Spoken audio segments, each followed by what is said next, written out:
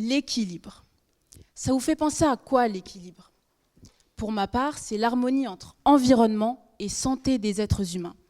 Parce que quand la planète est malade, c'est nous qui sommes malades. L'un ne va pas sans l'autre.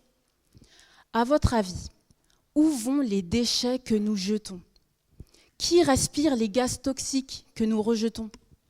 Et les produits chimiques que nous versons dans les canalisations et qui nourrissent les poissons, qui les mange? En me posant ce genre de questions, j'ai bien eu conscience que nous, les êtres humains, sommes notre propre destructeur. Nous récoltons ce que nous semons. Mais n'avez-vous pas envie de vivre dans un monde où nous semons l'équilibre et non la destruction?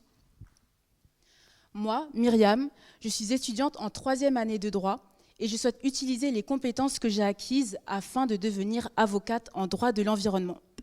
Je ferai d'abord un Master 1 en droit public, puis je me spécialiserai en un Master 2 de droit de l'environnement pour enfin passer le CRFPA, qui est le concours d'avocat.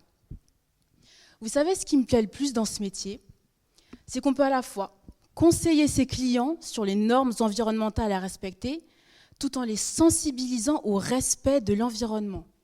Mais en plus de ça, on a l'opportunité de les défendre dans un tribunal lors de contentieux relatifs à la pollution qu'ils subissent.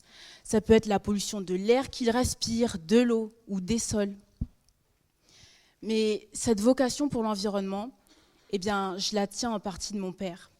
Parce qu'il est paysagiste et que tous ces moments que j'ai passés avec lui à entretenir les plantes et à aménager les espaces verts, ça m'a fait rendre compte que la nature, elle respire, elle vit elle aussi.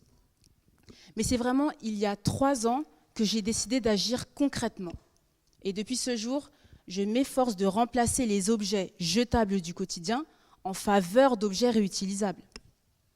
Souvenez-vous que celui qui veut déplacer une montagne commence par déplacer de petites pierres, n'est-ce pas? Pour moi, changer les mentalités, c'est d'abord se changer soi-même. Et en me changeant moi-même, j'ai remarqué que ma famille commence à adopter les mêmes habitudes du quotidien pour réduire leurs déchets. Et ça me rend heureuse. J'ai comme atteint un objectif. L'équilibre. Souvenez-vous de ce que je vous ai dit tout à l'heure. Nous récoltons ce que nous semons.